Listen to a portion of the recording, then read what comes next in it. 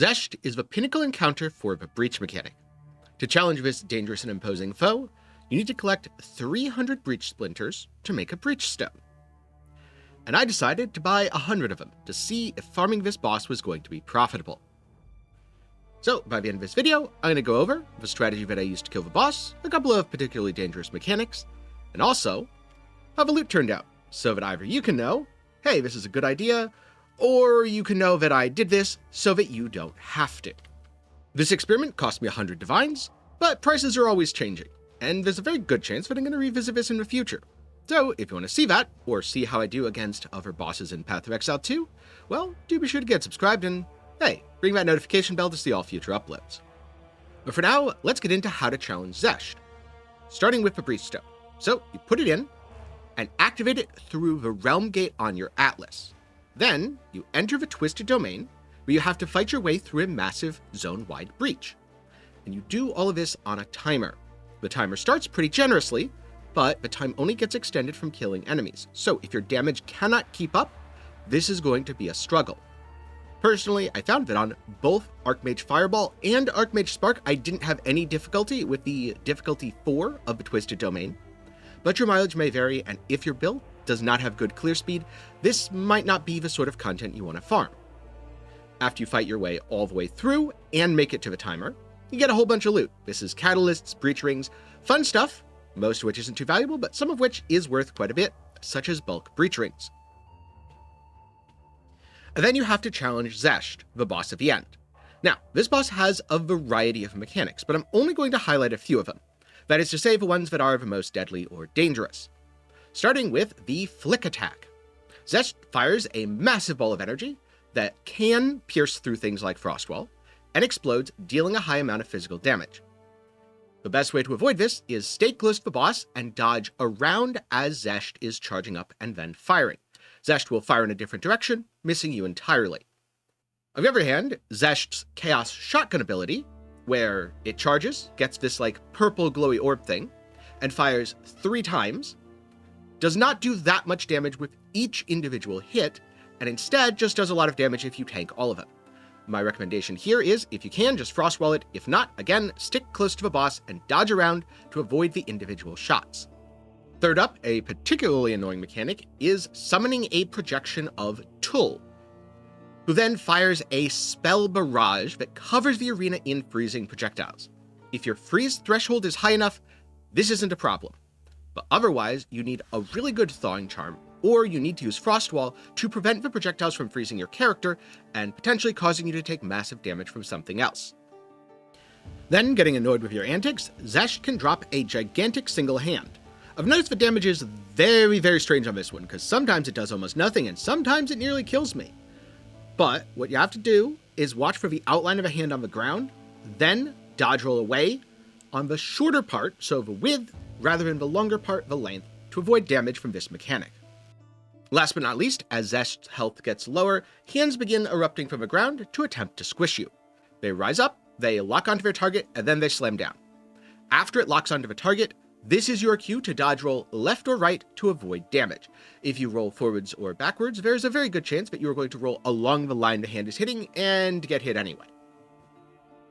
Now, I'm playing an Archmage character with significant defenses. I have about 7.8k energy shield and 5.5k mana. But I also found that there was nothing on the fight that I couldn't tank. Some things would completely blow away my ES, so we're talking 8,000 damage, and those could have been critical hits because other times it did very little at all. But nothing felt like an outright one-shot, so it is definitely possible to out-tank this fight, and if you have high enough recovery, you can probably just straight up stand in all the mechanics. But after you kill the boss, what sort of rewards are you going to get? Well, the 2 standout items are Controlled Metamorphosis and Hand of Wisdom in Action. Hand of Wisdom in Action is a pair of gloves that gives you a powerful bonus, adding flat damage per intelligence and attack speed per dexterity. This is part of the reason why attribute stackers are an archetype in Path of Exile 2. Controlled Metamorphosis allows you to allocate nodes on your passive tree without connecting to them. This is really good if there's some powerful notables you want to grab that would require you to path to inconvenient locations, and it has radiuses from very small all the way up to massive. In general, most Hawa copies will sell for about the same, whereas Controlled Metamorphosis is highly variable, based both on the size of a ring and also the penalty to all elemental or chaos resistance, with the all elemental being particularly impactful because most builds need to cap for elemental resistance, and chaos being a little bit less impactful because if you have chaos inoculation, but it doesn't really matter if your chaos res goes negative. So I killed the boss 100 times on difficulty 4, and here's some of the loot that I got. As one note, there were a ton of catalysts, like so many catalysts, and they're worth so little each, but I didn't really want to track it and get into all the numbers there. So instead, what I did is I sold them all using the currency exchange before doing this portion of a video.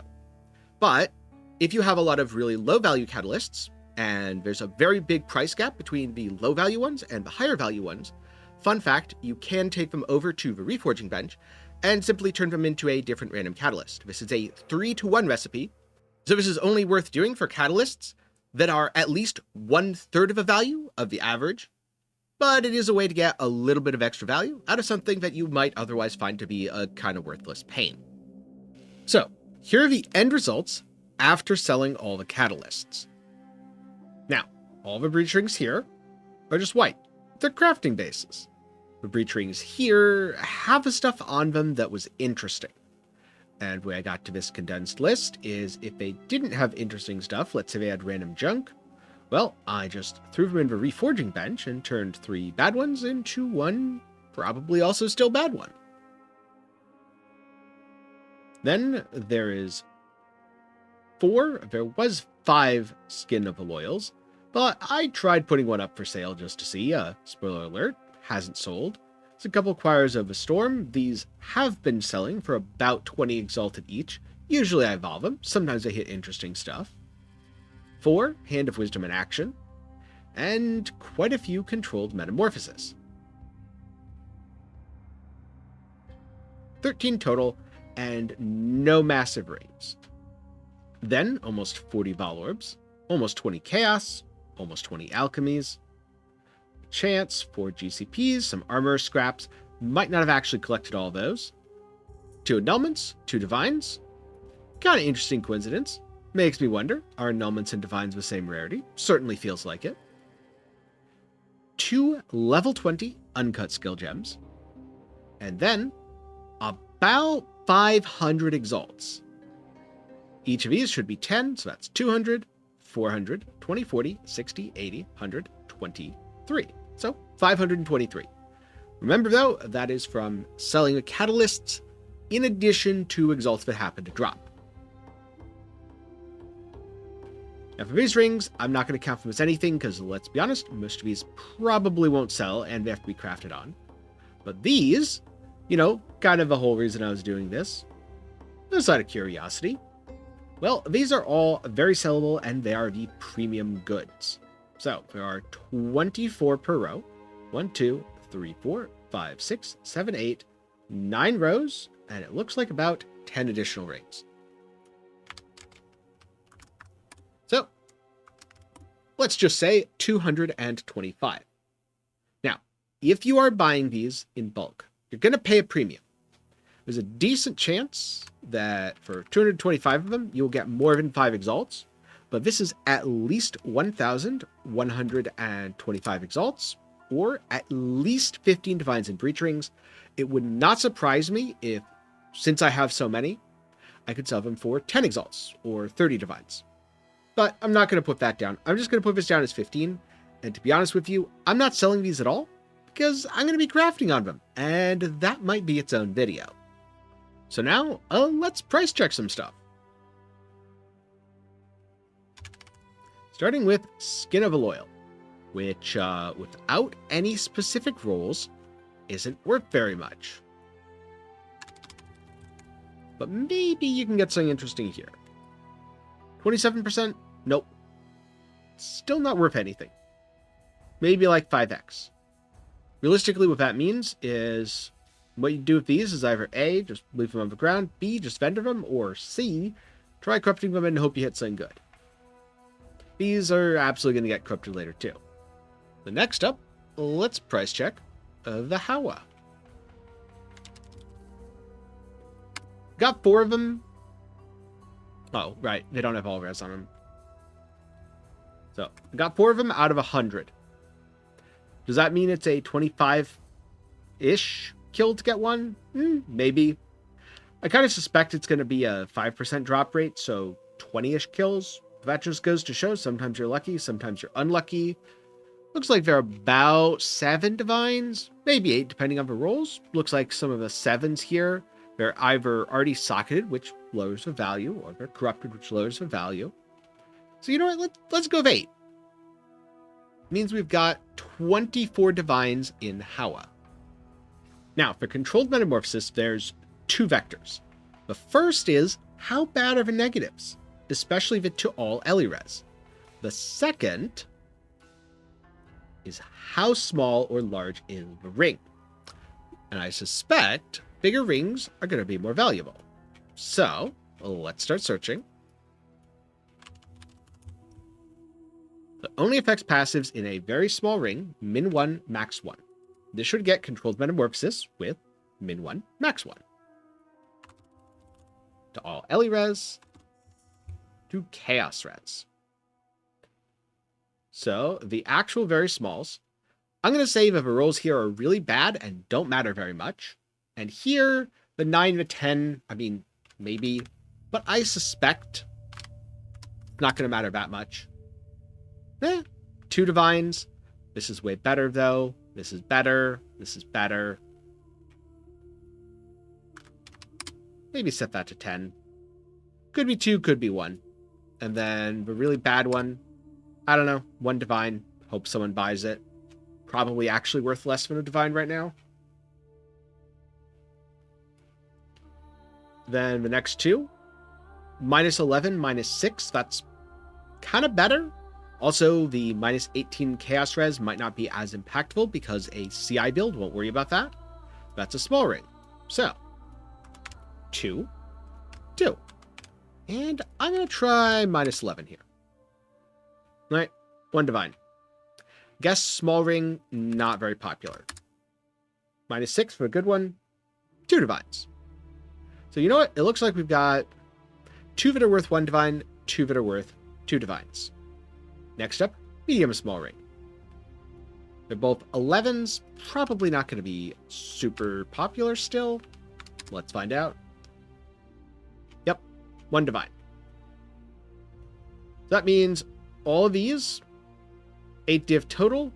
Now we are on to a medium ring, and this one's really well rolled because it's minus 6 and minus 3. So this is where I'm actually going to pay attention to this, and you know, I'm going to set it to 5.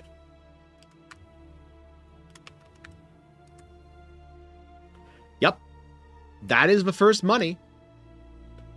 So that looks to be about 13 div. You know what, maybe we could round it down to 12 just to get it sold. Medium large, also 7-7. Pretty profitable looking. So let's check. This will be 5 now to represent medium large. Some pretty sweet spots you can put this on the tree. Now that's a really interesting price spread. 6, 10, 20, 25. What this tells me is either there was a demand spike and they all got bought out, or could be that it is going up / going down, where if it's going down, it was at this price and is now going to be going. And you know what? Actually, I'm suspecting artificial spike because there's 3 of them from the same person. But you never know. Whatever. I'm going to put it down as 6. Then large, also minus 5 to all Ellie. Pretty darn good for CI builds. So I'm going to do that. Not worry about the chaos. Just kind of assume it's going to be a CI. 10 div. Okay. You know, the money was looking a little skeptical, but seems like most of the value has been in controlled metamorphosis so far. Then there are 4 very large with minus 9, minus 10, minus 18, and minus 9. So I'll start with just a very large search. And then I'll try like minus 10, minus 10. And if it looks promising, filter from there. So any very large is 1 divine. But what about a well-rolled one? now we're looking at 4, maybe 5 divine. And you know what? Depending on the rolls, could get even better. I'm seeing a lot of double single digits for quite a bit more. But mine, they're not double single digits. Like, they're all double digits with 1 single digit. I guess this is double singles. So maybe that one's better, or maybe I just call it an average of 5 and leave it at that. So another 20 divines in total for very large. Now, last up, uncut skill gem. What level? 20. 3 div, so 6 total. Gonna ignore these, they're gonna go off the market very, very quickly. So, after price checking everything, I put it all up for sale. The How was sold pretty quickly, and I did get 24 divines.